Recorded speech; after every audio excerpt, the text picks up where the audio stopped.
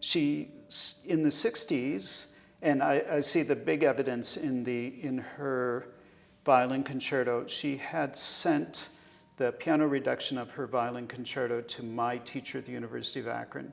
I should say that I studied with two great and completely different violinists at the University of Akron, both concertmasters of the Akron Symphony, Vincent Fratelli, Yep. And then Paul Biss. And Paul Biss was sent the piano reduction of this violin concerto directly from Julia Perry. And in this copy, she had scratched out all the Italian indications, including those for dynamics, and replaced them with loud and L for loud, and then medium loud and ML instead of mezzo forte and forte. She took out all of the Italian designations for tempos.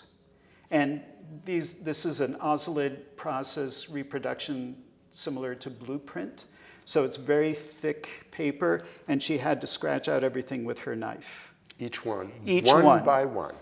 40 pages or something of laboriously handwritten music. So there is something, this really meant something to her. And even her spelling of what are major chords with sharps and flats is very puzzling.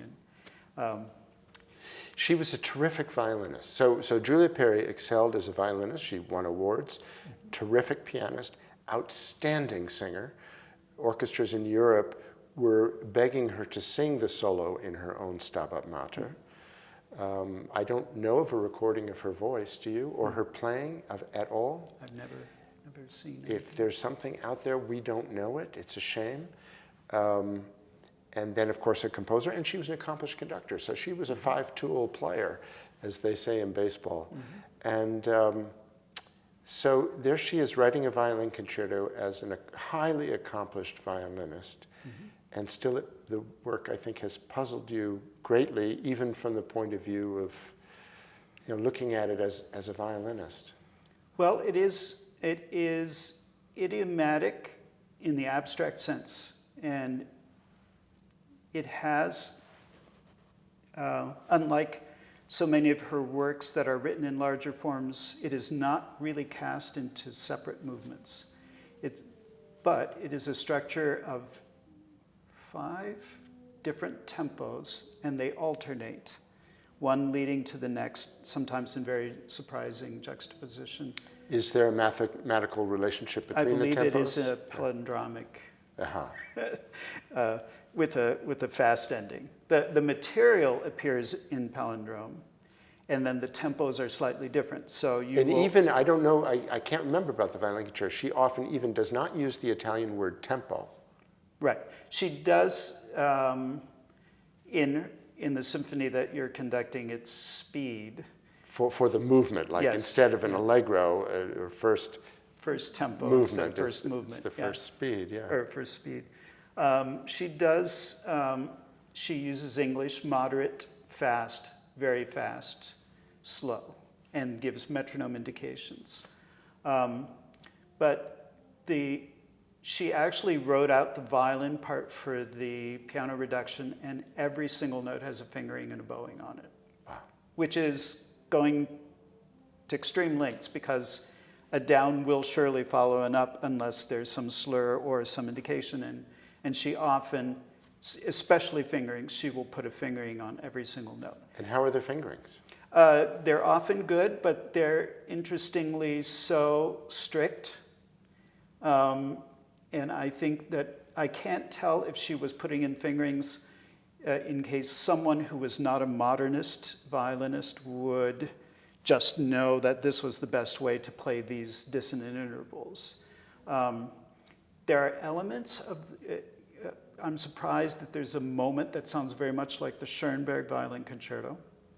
And there are elements that remind me of Dalla Piccola's writing for violin. And yet there is a hidden lyricism in this work, even as there are these almost Mondrian-like squares of, I'm now in this mood, I'm going to this mood, and overriding that is a certain warmth of melody and texture. Do you know what period of time she was working on the Violin Concerto and when it was complete? It was, she wrote it from 63 to 65. And I think, from what I can gather from the materials that I've seen, there are no revisions after that, although there are discrepancies between the piano reduction and the full orchestra score. So it's, for somebody who died young, it's really mid-career. She had her first stroke in 1970, I believe, so it's a good 5 to 7 years before that.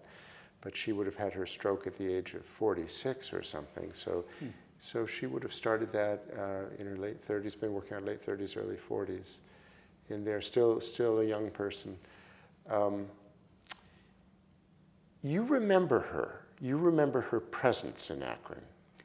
Yes, in the 70s, we celebrated the bicentennial of the United States with concerts of American composers, a very odd collection, as you would expect. But I do... We meaning at the university here? At the University of Akron. I can't remember. I think that the Symphony celebrated it as well, featuring local soloists, wonderful players, especially pianists. I remember hearing some early songs of hers, which are very lyrical, and one of them might have been By the Sea, which is a lovely, lovely song, and maybe some spirituals. And there's a pastoral for flute and string sextet, which was done. And I think that was it. But I was aware that she was alive. She sent the score. She had her mother, America Perry, send the score to my teacher. He got it. He looked at it. He didn't actually understand what it was exactly. The score to the Violin Concerto. To the Violin Concerto. And he said, I think he was hoping that Julia was hoping that his wife, Miriam Fried, would look at it. Paul Biss's wife. Paul Biss's wife, because she was very much on the world stage as a violinist. And they just looked at it and said, there's nothing we can do with this. But knowing that I was very interested in new music, he said, would you like it? And I said, yes. And there was a number for their house, and I called and asked to speak to Julia Perry. And her mother said, this is her mother, America, and I'm sorry she can't talk, but she's sitting right here. She had lost her ability to speak after the stroke, right? Yeah. And lost her ability to write with her right hand. With her dominant hand. So, I said, I'd just like to know if I ever have the chance to do this, how can I, who do I talk to? And she said, Carl Fischer has all of the materials, and the person to talk to is Arthur Cohn. At the publisher, Carl Fischer. At the publisher, yeah. And I asked if there were any other works, and she gave me a short list of things and said that they were in the American Music Center. And this was probably 2 years before I went to graduate school at SUNY at Stony Brook, and I went into the American Music Center in Manhattan and looked up all of her stuff and was given permission to to copy the scores that I found there, including the Prelude for piano and some other works, and the Symphony for violas and double basses. And I called up Arthur Cohn, and he said, Julia Perry, why are you asking? I said, well, I want to know, are the materials available? Could I do it someday? And he said, they're a mess. And it was like, don't ask me about this anymore. They're a mess. And I said, well, and he said they're in her handwriting. And let me just interrupt for a second. Mm-hmm. In her handwriting, but he's speaking of the parts, in other words, what the musicians play from, the orchestra players, right? As far as I can tell, yes. And would she have copied those out after her stroke with her left hand? My impression is that she sent all of the things that Carl Fischer has in the 60s. Okay. Have you seen the parts? I've not seen the parts. Yeah. They can't find, they said they couldn't find them. Okay. And that they've taken, Carl Fischer's materials are now with Theodore Presser, who inherited the Carl Fisher Library in 2008, and they have not seen them yet. I've asked. I'm still waiting to hear back from the rental department. So it's something that I would like to resolve quickly. Yes, yes.